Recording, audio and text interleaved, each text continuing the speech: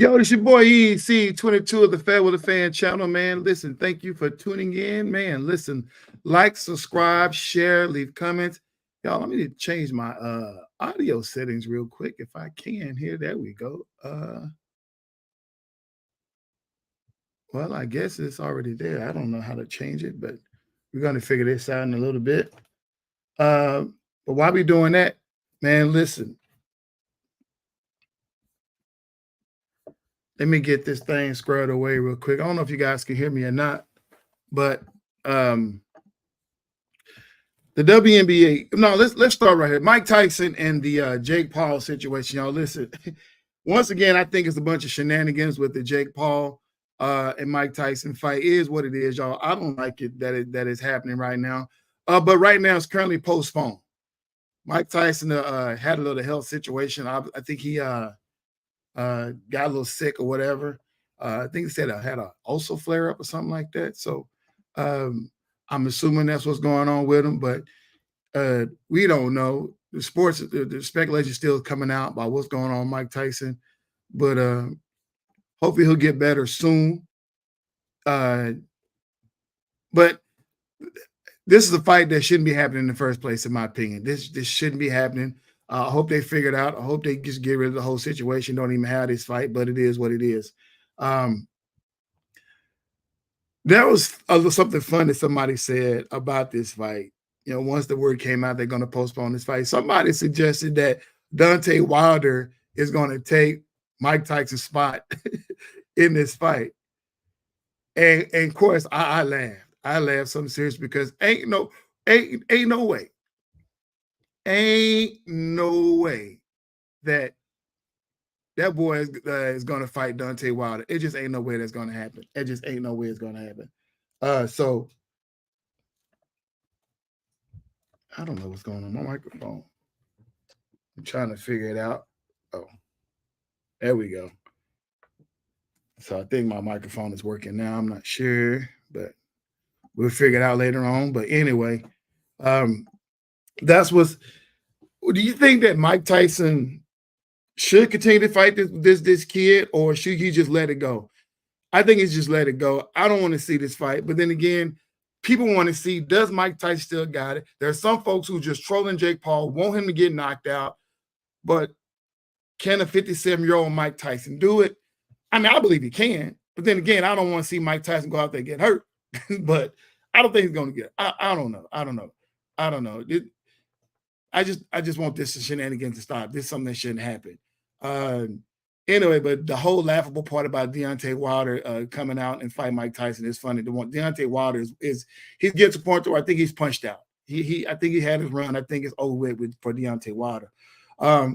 Moving on to y'all, there are 93 days and counting until the NFL season kicks off, y'all, and I'm super excited about the NFL season kicking off on September 5th. Not a whole lot to cover. Preseason was going to, well, the training camp has already started. Some of the training camp has started. Preseason going to kick off here in the next couple of weeks. But y'all, man, I'm just can't wait to see what the NFL season has to offer. I'm not going to report anything. I'm going to try not to report on anything about this season until it really, really kicks off. But there's two things I just want to talk about. Congratulations to Christian McCaffrey for getting a contract extension.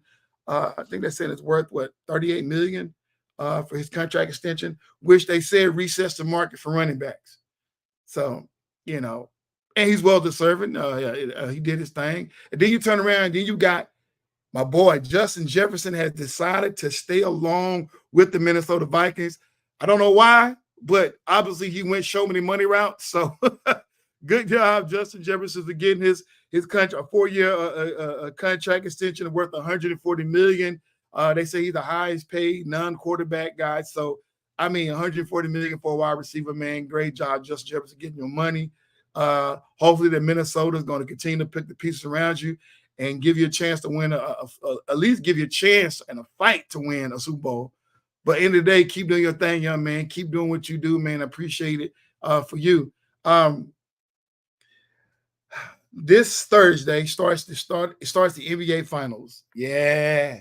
Yeah, June 6th starts the NBA Finals. You got the Dallas Mavericks going against the Boston Celtics. Kyrie is getting ready to go against his former team of the Boston Celtics.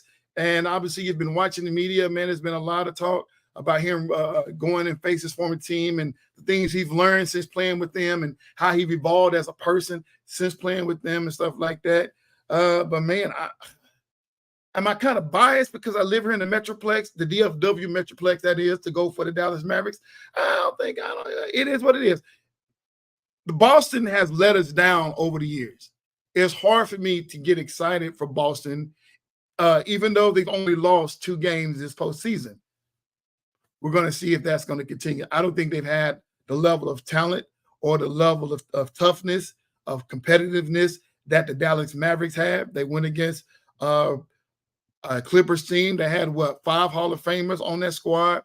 They went against the number 1 seed in OKC. Then they went against the team that knocked off the last year's NBA champion. So their road to the finals has been hard. I felt like Boston has been easy, but we're going to see on Thursday night and for the remainder of the finals who come out of that series. But what I typically don't do in the FairWeather Fan channel is that I choose sides, but I'm going to choose sides this time. Why? Because I'm the hometown kid rooting for the Dallas Mavericks. But like I said, I'm by myself. I am currently searching for putting APB out on my co-host Max. I don't know where he's at. Max, if you're watching, come back on. Now, Max going to join us back, I believe, in football season if I can get a hold of him. No, I'm just messing with you guys about Max, man. The man got something else he's got going on. So just kudos to Max. Much love, much respect for my co-host Maximus, your favorite Philly fan. But I won't before you long. But the last thing I want to talk about today is the mainstream sports media. Listen, I don't understand. Let me throw this out there. Is the mainstream sports media, particularly First Take and a couple of these other shows out there, it seems to me they're coming more about the characters versus giving us good content to talk about. Because the topics are the topics. But I feel like the shows are filled up with a bunch of characters and we're not really getting a good scope and a good, I mean, if you like that type of entertainment, I'm not going to say it's not a good show. If you like that type of entertainment, we got characters, people being in antics. I mean, if that's what you like, that's what you like. And I'm not going to knock their level of getting sports out there and their level of entertainment. Let me say it that way. That's their level of entertainment. But I think it's been tainted down. You know, I don't think we're getting good conversations. Here recently, if you wasn't around, Stephen A. Smith and Monica McNutt went viral because of the conversation they had, I believe it was yesterday, surrounding the whole Caitlin Clark situation with the WNBA. Stephen A. Smith suggested that, and still suggests that the league need to protect Caitlin Clark because some of the women, in his words, I'm paraphrasing, may be jealous of her because of the attention that she's getting. He feels that they need to be more appreciative and take advantage of the opportunity that she single-handedly brought to the WNBA. And I agree to a certain extent, but what Monica McNutt so eloquently stated and reminded us, as well as Stephen A. Smith, this is competition, you know. And the problem that I see Stephen A. that he does a lot, which gets him into a lot of these controversial conversation arguments, is that when they introduce a topic and when they throw out a subject and somebody gives their opinion, he has this thing to where he, instead of addressing the person's opinion and debate it from that angle that they're looking at, he would introduce a whole nother perspective and a whole nother angle, and that sometimes undermine what the person had already stated. A lot of times he's actually saying the exact same thing in just a different way, and it starts an argument. And it becomes, at some point it can be entertaining, but at some point it could come across very condescending. I'm speaking of Stephen A. Smith. But I love Monica McNutt yesterday for standing 10 toes down and standing her grounds. And she basically let him know, like, listen, bro, you just came to this league. You just got involved in WNBA. You could have talked about this years ago, but now you're a part of the problem because you guys put all this attention around Caitlin Clark, and for whatever reason, you know, you put all this attention around Caitlin Clark. Is she worth talking about? Listen, I'm not going to take nothing from her. The way she was shooting in the NCAA was good. It was fun. It was fun to watch. Is she a great player? I don't think so. I don't think she would ever rise, in just my opinion, but I don't think she would ever rise to the stardom and level of success of a Maya Moore or Candace Parker or a Diana Taurasi. I don't think she had that type of skill set to rise to that level. Will she be a good point guard? I think she'll probably be another, Sabrina Ionescu. I think she'll probably be another Courtney Vandersloot, who she played the other night and got blew out by. I think she'll probably be one of those type of, maybe like a Katie Smith, you know what I'm saying? Some of those type of players. But I just don't think that she has it in. Now she could turn around and get better and get successful and improve her game. That's fine. But I just don't think she has that level of talent. Because right now, the WNBA and the basketball world as a whole is treating her like she's already a champion. Let me remind you that she went to do 2 back-to-back NCAA championship and lost. First to LSU, the next to South Carolina. But yet she is the #1 overall pick because of the entertainment aspect, because she was fun to watch in college with shooting the threes. But that's just entertainment. That's just a show. That did not translate to championship basketball. So I just want to throw that out there real quick for the people who are riding the Caitlin Clark train. Now, I want to entertain Stephen A. Smith's comment. Yes, I do think there is appreciation of a Caitlin Clark for her bringing that attention, but at the same time, you got to understand that she has to be proven. No more handouts.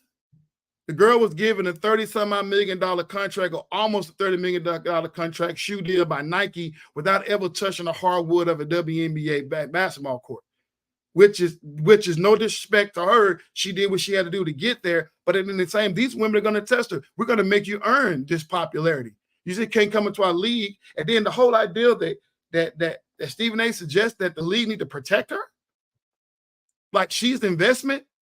It's like, no, like what are you trying to say? Are you trying to say that the league should be rigged, that these games should be rigged to make sure that she has success? Or are you just suggesting that these women don't go out there and hurt her? It's like, that's not what women basketball is. Women basketball in a 40 game in a season have way more less scuffles than the men, right?